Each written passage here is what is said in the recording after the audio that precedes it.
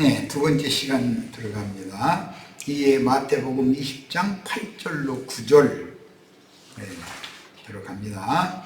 조물매 포도원 주인이 청지기에게 이르되 품꾼들을 불러 나중온 자로부터, 나중온 자는 11시에 온 자겠죠. 당연히 시작하여 먼저 온 자, 이른 새벽에 아침에 온 자죠.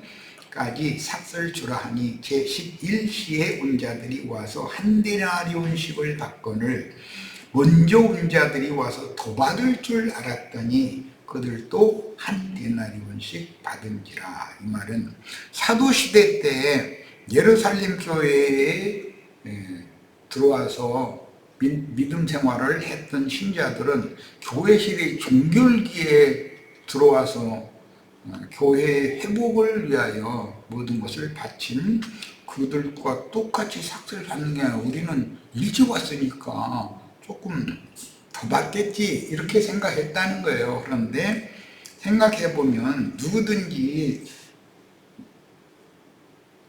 전도자들, 증인들을 만나서 복음을 듣고 회개하고 복음을 믿은 이후로 남은 생애 동안 신앙생활을 하는 입장에서는 사도시대의 신자들이나 중간시대의 신자들이나 오늘 우리나 똑같은 거 아니에요.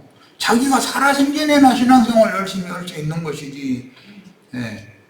문제는 사도시대 때 교회에 부름을 받았던 3,000명, 5,000명 회개하고 침례를 받고 이제 이런 얘기가 나오는데 그들은 자기 세대를 신앙생활, 그때에 맞는 신앙생활을 열심히 하다가 자기 수완이 다하면 음보의 낙원으로 들어가서 이 하루가 다 져서 주님이 약속대로 품삯을 나눠주는 그때를 고대하면서 지금 위로를 받으며 쉬고 있는 중이기 때문에 자신들이 더 많은 일을 한 것은 사실은 아니거든. 누구나 다 똑같이 부름을 받고 복음이 믿어진 이후에 교회 생활을 하는 그 문제는 똑같은 것이지. 자기 남은 생애 동안 할 수 있는 거니까.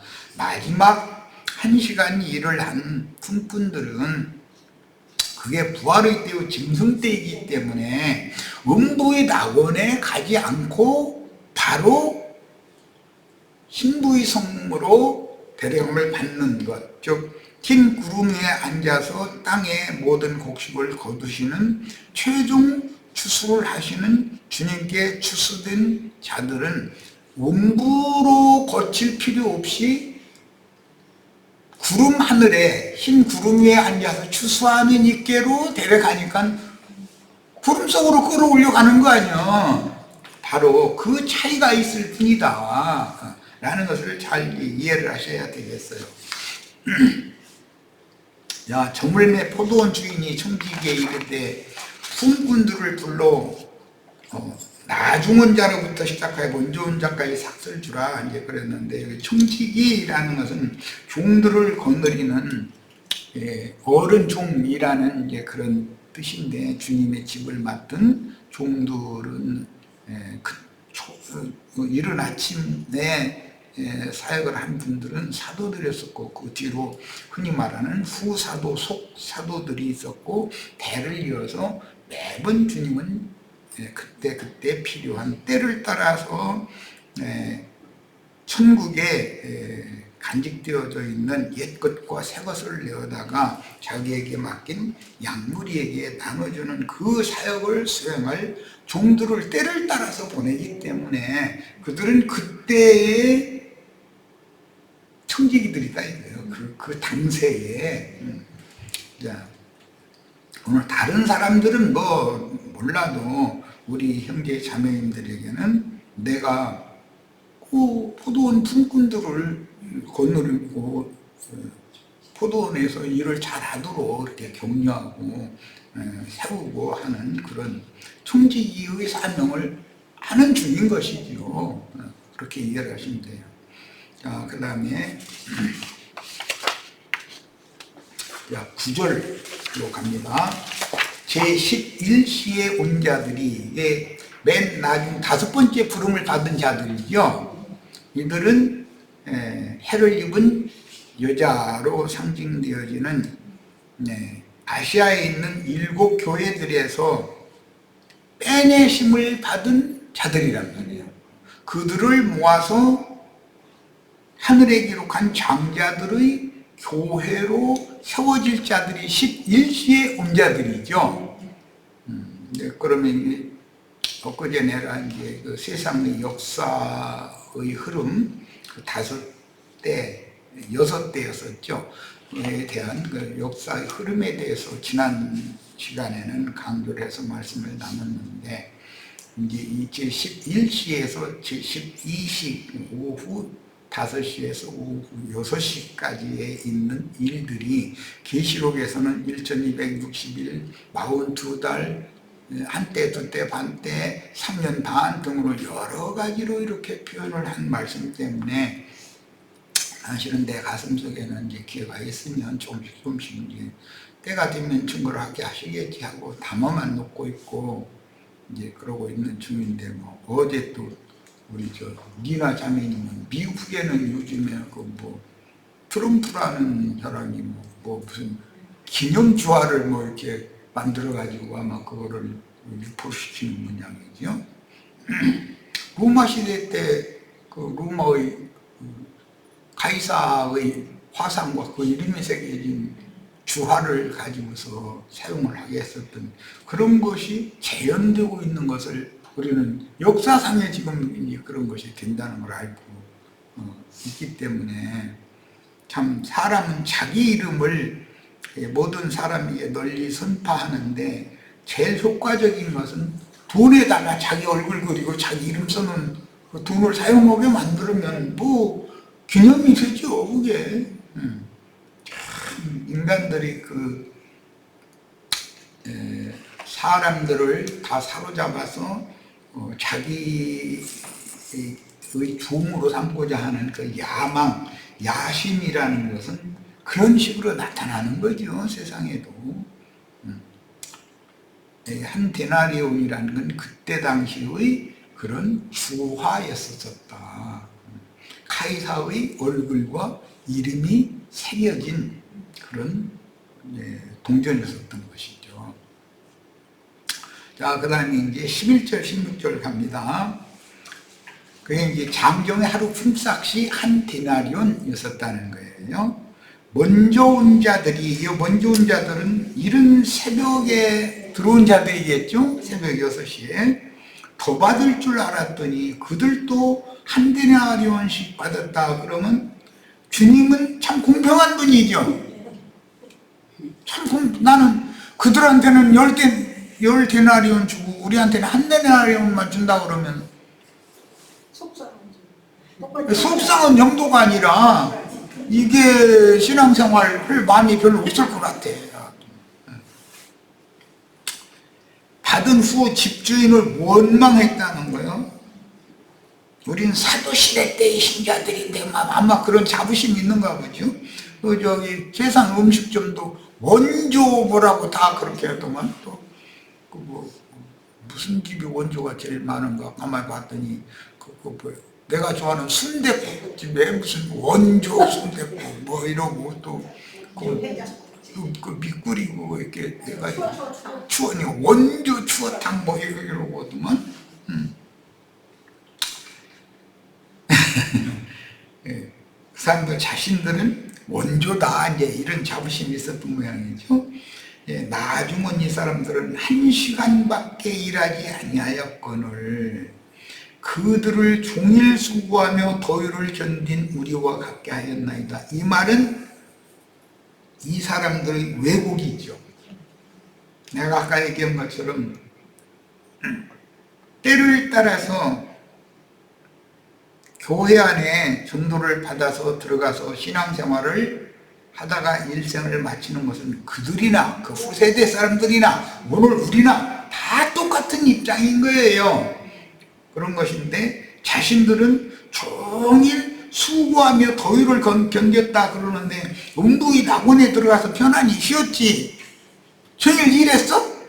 그럼 거짓말이잖아. 이것은 사람들의 육적 욕망과 같이 영적인 욕망도 똑같다 하는 것을 알 수 있는 거예요. 우리는 당신들보다는 뭔가 좀 특별한 본상을 받아야 된다는 이런 사상, 그러니까 이제 선민 사상이 유전되어 있는 사람들이겠죠. 우리와 같게 하였나이다. 이것이 잘못됐다고 예수님한테 지금 따지는 거잖아. 너희는 다 형제니라. 그 말을 제일 싫어하는 사람 유대교인들이고 이 사람들이라는 걸 알 수 있잖아. 주인이 그 중에 한 사람에게 대답하여 이르되 아냐. 그 대표자는 베드로겠죠? 이르되 친구여, 너하고 나하고는 친구지가 아니다 라는 말은 뭐 서로 숨길 것이 뭐가 있냐. 이제 부모한테는 숨길 것이 있어도 친구한테는 숨길 것이 없는 것이거든. 내가 네게 잘못한 것이 없노라. 그들을 종일 수고하며 더위를 견딘 우리와 같게 하였나이다 라고 말하는 것은 예수님 보고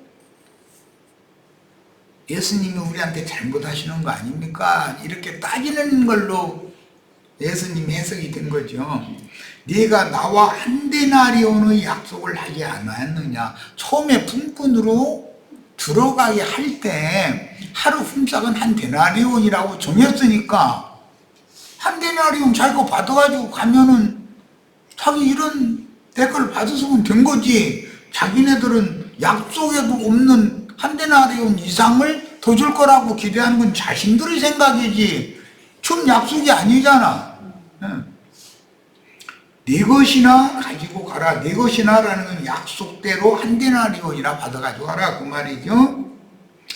나중은 이 사람에게 너와 같이 주는 것이 내 뜻이니라. 이 말은 주님의 뜻은 어떤 때에 어느 세대 가운데에서 부르심을 받아서 교회에 입문하여 교회 생활을 성실하게 하다가 인생을 마친 것을 똑같이 보는데, 교회에 들어온 이후에 그가 일을 얼마만큼 부지런히 해찰 부리지 않고 잘했는지에 대한 스탁스를 주는 문제는 신부로 데려갈 거냐 버려둘 다섯 처녀로 버려둘 거냐의 문제이기 때문에 그건 또 전혀 다른 이제 문제인 것이에요.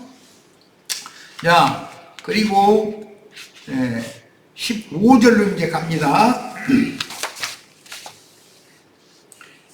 내 것을 가지고 내 뜻대로 할 것이 아니냐. 포도원도 주님 것이고 포도원 일꾼들에게 품삯을 나눠주는 한 데나리온이라는 것도 주님께서 주님의 돈으로 주는 거니까 내 뜻대로 할 것이 아니냐. 주님의 뜻대로 하는 것이 다음 절에 이어지는 내가 선함으로 라는 말이에요. 굉장히 중요한 말인데 이미 19장에서 부자 청년이 예수님한테 와서 첫 마디가 뭐라겠죠? 선한 선생님이요 라고 그랬어요. 그러니까 그때 당시는 예수님이 그 부자 청년의 의중을 이미 다 읽고 있기 때문에 네가 왜 나를 선하다 하느냐. 선한 이는 하늘에 계신 아버지 한 분밖에 선한 분은 없다. 그런데 여기에서 내가 선함으로 라고 하는 말은 내가 하늘에 계신 하나님이야 이 말이지요 지금. 그런데 유대교회는 자기를 선하게 여기고 있어서 예수님을 선한 선생이여라고 말을 했지만 그게 위선적인 말이잖아요. 자, 그런 인간의 욕망이라고 하는 것은 부자 청년에게나 포도원 품꾼에게나 다 똑같이 있다라는 거예요. 하나님은 인간들의 타락한 육체의 욕망을 채워주는 분이 아니라 그분과 맺은 언약을 신실하게 이루시는 분이다. 이게 기독교계에서는 이걸 이제 언약 신학이다. 이제 이렇게 표현을 하는데, 내가 선함으로 내가 나를 예수님을 품삯을 한 데나리온씩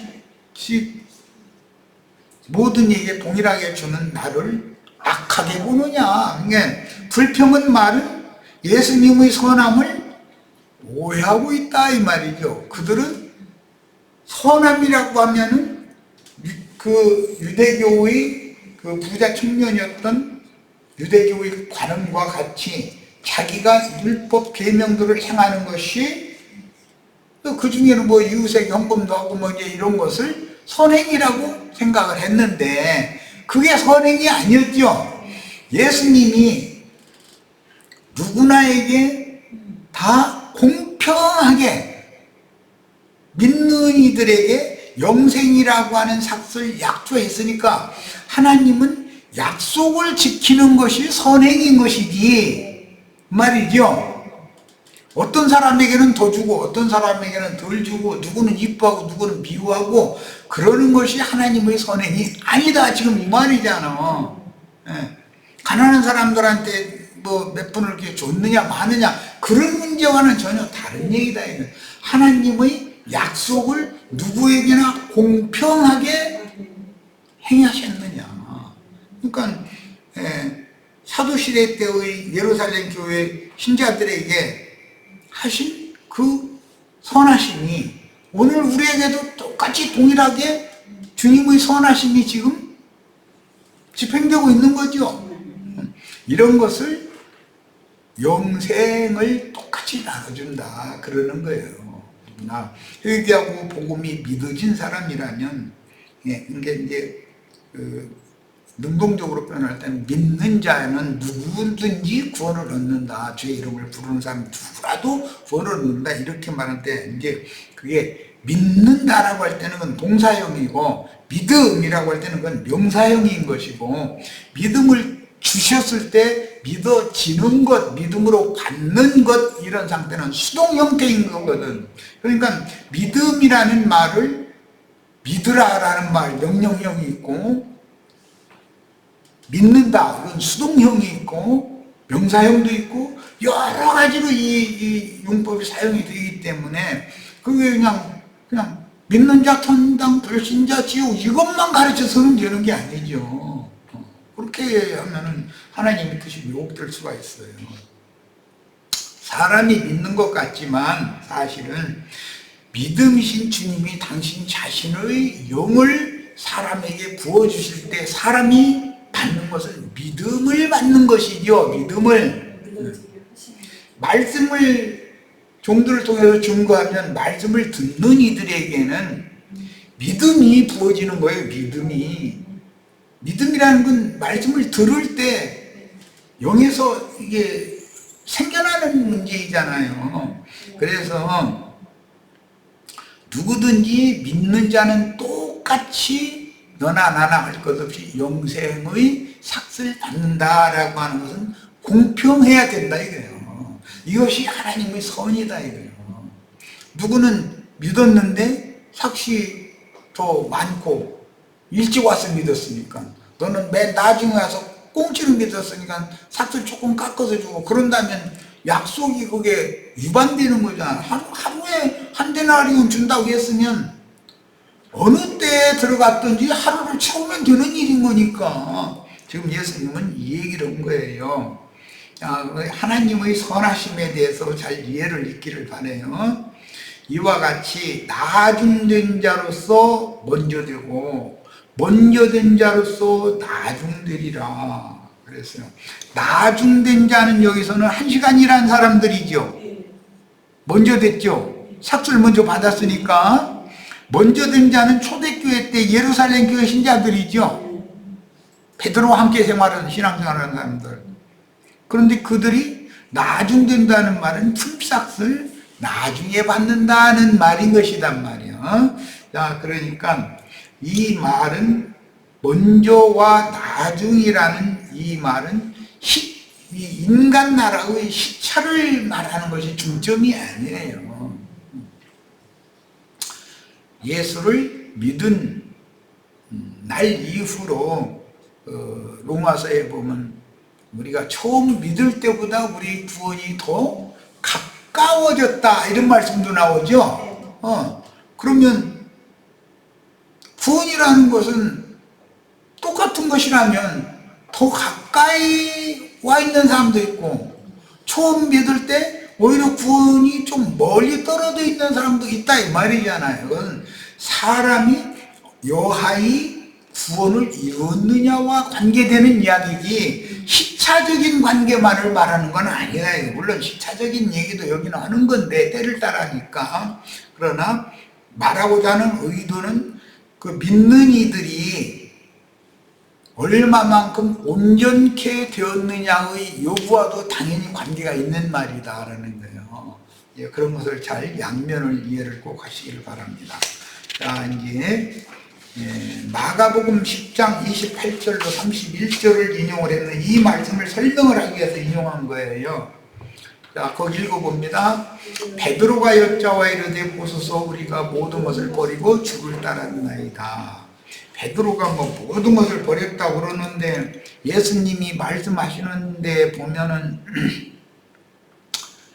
집을 버리고 부모 형제 자매를 버리고 전토를 버리고 이제 이렇게 버리는 종류가 나오는데 예수께서 이르시되 내가 진실로 너에게 이르노니 나와 복음을 위하여 먼저 집을 버린다라는 것은 자기가 살던 개인 이런 집 오두막집 같은 건 버려봐봤자 가치가 얼마나 나갈 거예요.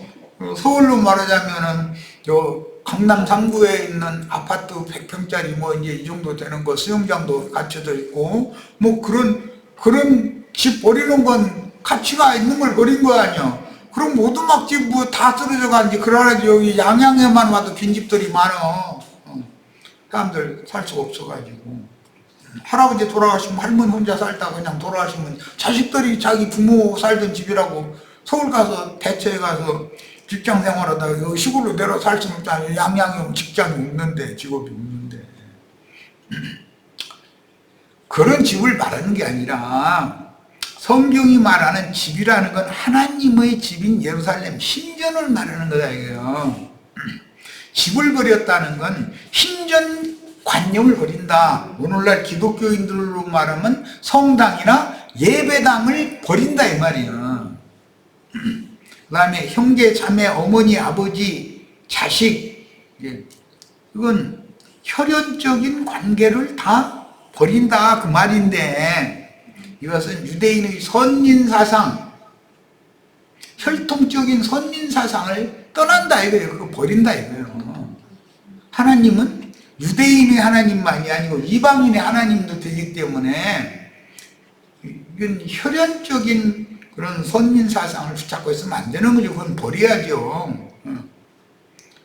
예루살렘 신전에 나가서 예배하는 것이 제사하는 것이 아니면 제사가 안 된다는 그런 관념도 버려야 되는 거. 첫 번째로 제일 버리기 어려운 게 집 버리는 거예요. 형제 자매 어머니 아버지 자식 버리는 거 이것은 혈연적인 그 선민 사상을 버리고 모든 믿는 자가 다 그리스도의 몸에 붙은 지체로서 하나님의 권속이다라고 새롭게 바꿔줘야죠. 집이라는 것은 예루살렘 신전이 아니고 주님이 세운 교회를 말한다라고 이게 바꿔줘야죠.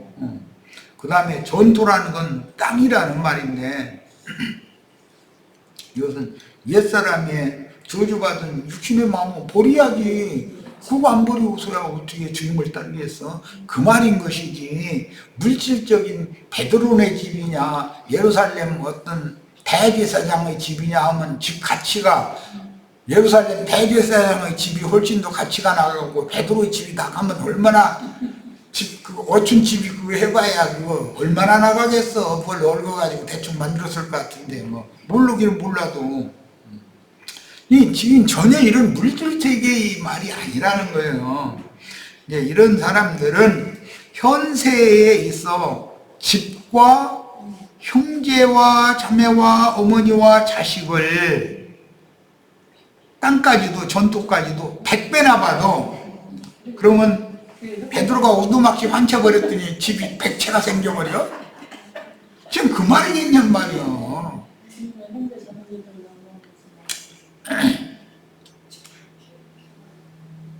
형제, 자매, 어머니, 자식이라는 것은 하나님의 본속들을 기업으로 얻는다 이 말인 것이고 전토라고 하는 것은 저주받은 처음 하늘과 처음 땅을 버리면 새 하늘과 새 땅의 100배나 풍성하고 풍요롭고 좋은 회복된 좋은 땅을 받는다 이 말이지.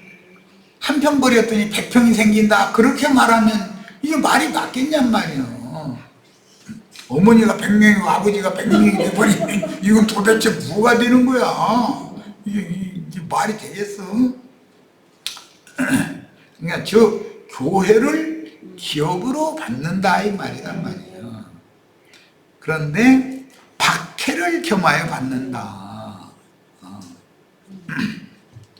이 생에서는 100배나 받되 박해를 겸하여 받고 내세에는 현세에는 박해를 겸하여 받고 이 말씀에서 자칭 유대인의 회당에 속한 자들 오늘날의 큰 음녀 큰 성 바벨론에 속한 종교인들은 박해를 겸하여 받는 게 아니라 세상 영광을 겸하여 받죠.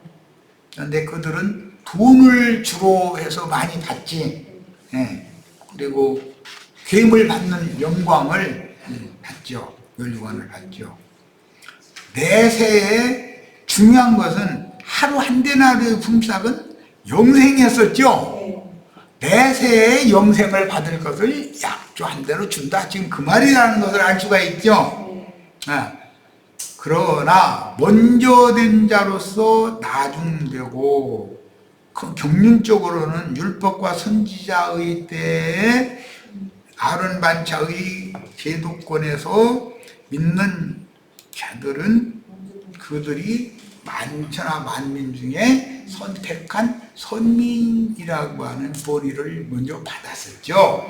그러나 그때 당시에는 이방인들은 이방 죄인들이라고 해서 버려진 자들로 인식이 됐었는데 유대인들이 먼저 된 자였었고 큰 경륜으로 볼 때는 이방 교회가 나중 자가 되는 거예요. 그런데 때를 따라서 그러니까 교회 시대 중에 사도 시대, 속사도 시대, 그 다음 대를 이어서 오늘날 우리들의 대까지 이게 먼저 된 자와 나중 된 자가 있게 마련이고 하나님이 생명의 관점에서 볼 때는 온전한 구원을 이룬 것이 예수 그리스도 형상과 모양이 만들어진 정도만큼 먼저 되고 덜 믿었는데도 거기 거리가 먼 사람이 있을 거 아니야. 자, 이렇게 여러 면으로 성경을 해석할 수 있다는 거예요. 자, 나중된 자로서 먼저 될 자가 많으니라 라고 한 걸 보면 이게 하나님의 경륜이고 이렇게 하시는 것이 하나님의 선이다 이거예요. 예. 자, 그 다음에 이제 저 뒤에 마태복음 51장 41절 보겠습니다. 없어요? 자료에?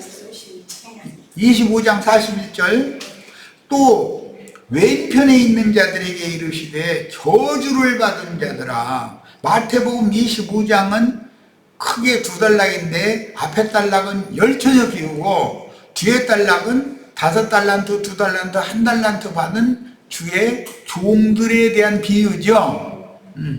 그런데 이것은 영생의 삭을 동일하게 얻는 것과는 전혀 다른 유의 상을 지금 또 제시하는 거예요. 저주를 받은 자들아 나를 떠나 마귀와 그 사자들을 위하여 예비된 명령한 불에 들어가라 하리라. 그런데 마귀와 그 사자들을 위하여도 명령한 불이라는 것을 불못이라는 걸 하나님이 창설해왔죠. 히브리서 11장 16절 그들이 이제는 더 나은 본향을 사모하니 곧 하늘에 있는 것이라. 이러므로 하나님이 그들의 하나님이라 일컬음을 받으신 분을 부끄러워하지 아니하시고. 이게 증인들이에요. 11장은 믿음의 증인들 얘기가 히브리서 11장이잖아요.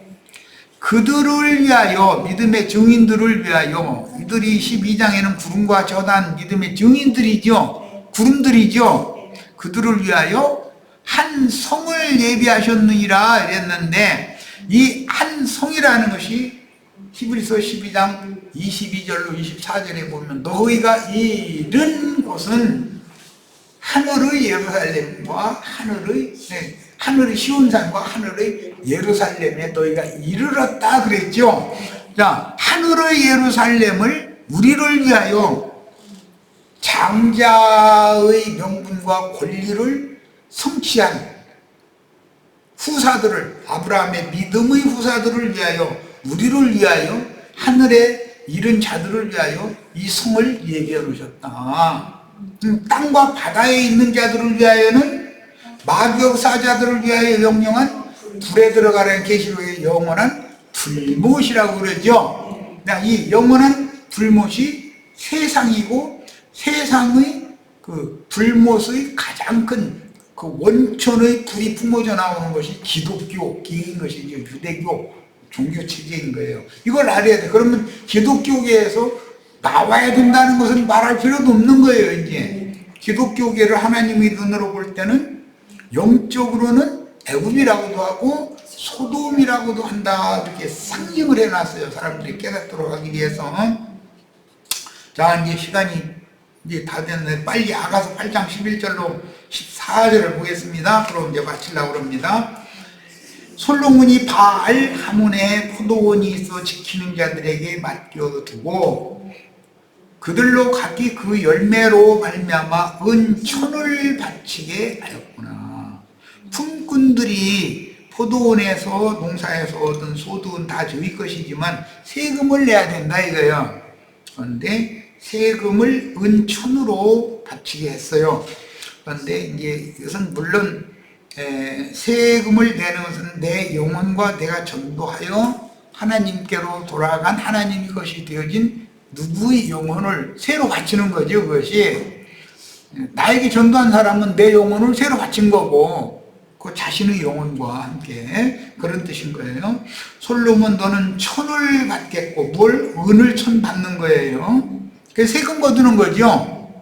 그런데 예수님이 이 말씀을 인용해 가지고 포도원 추수 때가 되었을 때 품꾼들에게 세 받는 사람을 파송했더니 오는 대로 박해하다가 서로는 죽이더라는 거예요. 그러니까 이제 그런 마지막으로 포도원 주인 상속자인 아들 보내기. 그럼 설마 이 아들한테는 세금 잘 내겠지. 그런데 자, 저는 상속자라 저를 죽이고 우리가 그 포도원을 차지하자 한 얘기가 마태복음기에 21장에 그 말씀이 이어지죠. 그것이 나봇의 포도원을 강탈하는 이야기다 이거예요.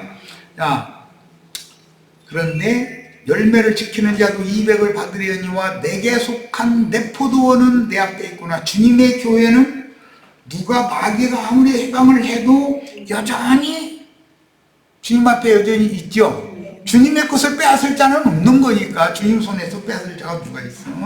너 동산에 거주하는 자야, 친구들이 내 소리에 귀를 기울이니.